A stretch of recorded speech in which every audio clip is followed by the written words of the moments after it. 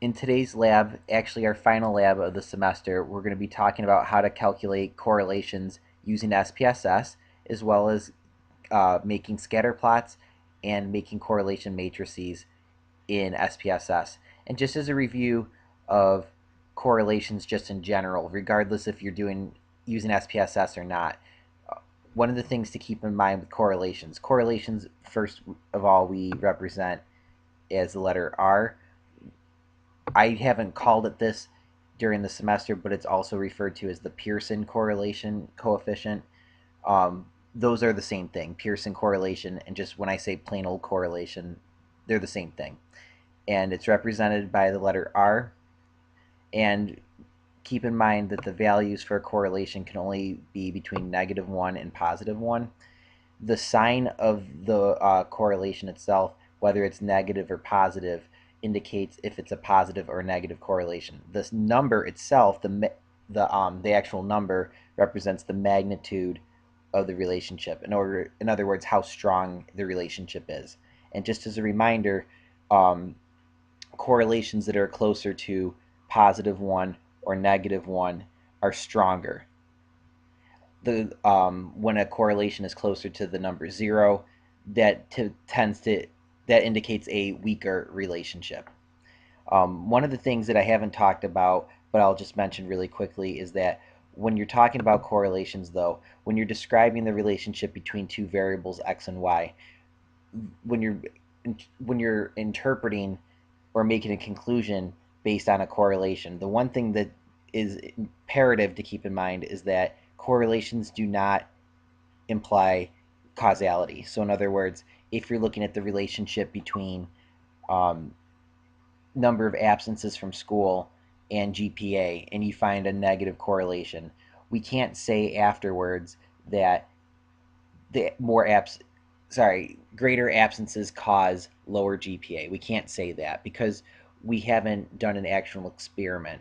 An experiment is the only way where you could actually say cause and effect relationships. Because in reality, even though we might find a negative relationship between school absences and GPA, in reality, there could be other variables in the background that could also be affecting that relationship. Might be socioeconomic status.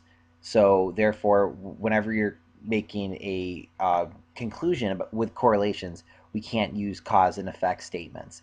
But we can say, on the other hand, though, we can say there's a negative relationship between school absences and GPA. In general, as the number of absences increases, the GPA tends to decrease.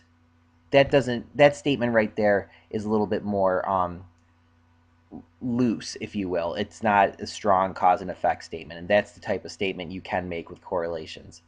And just to scroll down for a second, another thing that we're going to talk about is with correlations, you're talking about two numerical variables, or what SPSS calls scale variables. So both variables that we're going to be using today have to be numerical in nature. Okay? And if we're using a data set, how do we know if something's numerical? Well, let me switch over to the SPSS data file, and I can show you really quickly.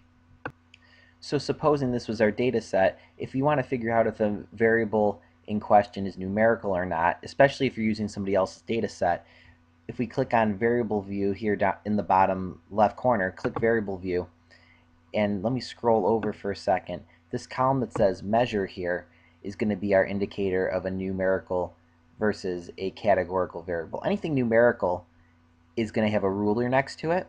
So any time you see a ruler, it means it's a numerical variable, and therefore we're going to use these types of variables when we calculate correlations. So in this case, anything we do in this lab, we should be picking two variables that have rulers next to them. So let's use an example here. Is there a relationship between the hours of schoolwork per week and how much one expects to do in terms of a grade in CEP 522? So we might think that, well, in general, if kids spend more time studying, they'll probably do better in the course. So I would expect that there's probably going to be a positive relationship between hours of schoolwork and expected grade. So let's actually see that. Let's go into the SPSS data file and actually answer this question. So the first thing I would do before I even go and calculate a correlation would be to actually just make a scatter plot. What does the picture look like between um, hours of schoolwork per week and expected grade? So to do that, I'm going to go up to Graphs,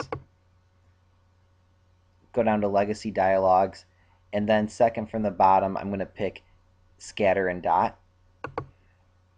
Okay, we're going to do a simple scatter plot, nothing fancy, and hit Define. So one of your variables is going to go in the x-axis, the other one is going to go in the y-axis. So in other words, let's think about it. Okay, we'll probably use time as an indicator of which goes first. You know, things that happen first will be x, and the thing that results from it will be y. So in other words, it would make sense that hours of schoolwork comes before expected grade. So hours of schoolwork, I'm going to click on that and move it up to the x-axis. An expected grade, I'm going to move it up to the y-axis, and then just hit OK. It's going to run the data for you. And let's scroll down so we can kind of see what this scatter plot looks like. Okay, and it's kind of hard to tell. I mean, in my personal opinion, scatter plots are easy to do, but sometimes it's very hard to tell just looking at a picture if it's positive or negative, the correlation that is. I can't really tell. So because of that, it's one thing to make the picture. Let's actually get the number. Let's get the correlation value itself, because that's going to be more helpful for me and for us, for everybody, basically. So we're going to go to Analyze, go down to Correlate, and we're going to pick Bivariate. Bivariate means the relationship between two variables. Okay, and make sure that the Pearson box is checked. It is by default. You can actually specify whether you want a two-tailed test versus a one-tailed test. We're going to stick with two-tailed because everything we've been doing for the homework is basically, the question's always been, is there a relationship? Okay, so is there does not indicate a specific direction, so therefore it could be a positive correlation, it could be negative, it doesn't really matter. We're going to look both ways. So two-tailed is going to make sense here. And one of the things that's really nice that by default the SPSS has a check mark next to this option that says flag significant correlations. So we've talked about in class that in order to determine whether or not you reject the null hypothesis, that the p-value has got to be smaller than the alpha level. So like if your alpha level is 0.05, you have to get a p-value smaller than 0.05 in order to reject HO. Well, SPSS is really nice because it'll actually put a little star next to any correlations that are significant. It'll still tell you the p-value, but having that little asterisk there is just like another easy indicator of whether or not you have statistical significance. So this is actually one of the nicer tests that SPSS does really well. So let's get those two variables, hours of schoolwork. Click it and move it over, and expected grade. And honestly, it doesn't matter what order you put them in. And say OK. Okay, and you see at the bottom here we have this correlation matrix. It's just a little grid, and you have hours of schoolwork here, expected grade here, and then same here. The column headings are the same: hours of schoolwork, expected grade. So we're going to look hours of schoolwork and see where it intersects with expected grade on final. So let's look across, and you see this 0.193 here is the correlation. This is R. So the correlation between hours of schoolwork and expected grade is 0.193. Okay. Right underneath it, it says significance, two-tailed. So if you read across here, this is actually the p-value. The p-value here is 0.444. So based on that, if we were using an alpha level of 0.05, we would not be able to reject the null hypothesis that essentially says the null hypothesis would be that there's no correlation between hours of schoolwork and expected grade. So in other words, there is no relationship between those two variables, hours of schoolwork and expected grade. So when you're looking at these boxes, the first value is the correlation, and right underneath it is the p-value.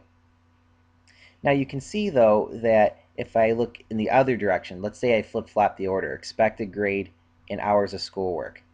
Okay, you see it's the same correlation, 0.193, and the p-value is still the same. So it really does not matter what order you put the variables in to SPSS.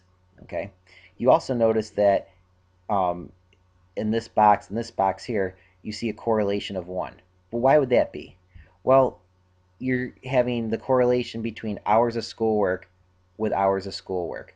Anytime you're correlating data with itself, it's going to be a perfect match every time. So it's always going to be a positive 1.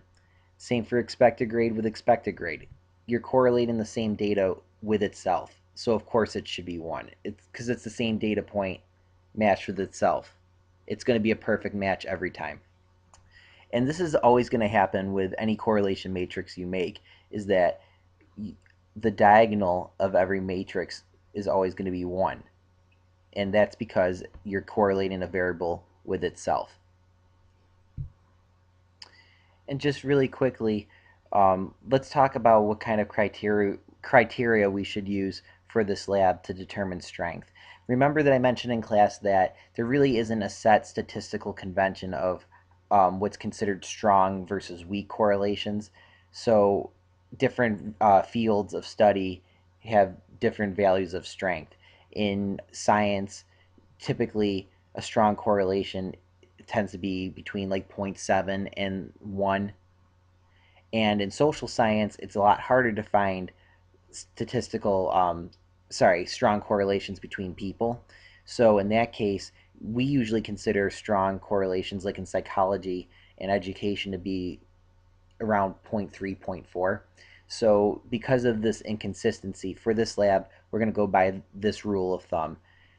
Anything between 0 and 0.09, we're going to say there is no correlation between those two variables. For if the value is between 0.1 and 0.29, we're going to call that weak.